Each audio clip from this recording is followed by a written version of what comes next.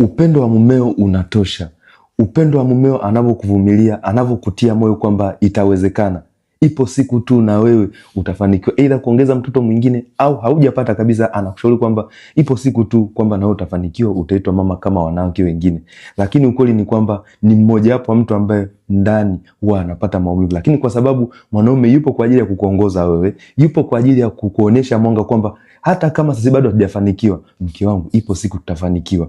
Na najua hali inavyokupa wakati mgumu, unavyomuona anakujali kwa kila kitu unachokihitaji, anakupa chochote ambacho unachokihitaji, lakini bado imeshindikana kubeba ujauzito. Na ndio maana yake programu yetu ya Nipo Nawe katika safari ya kuitwa mama ipo ili kuongoze, ambayo umekata tamaa na umeona hakuna mwongozo tena, lakini pia hauamini kama inawezekana.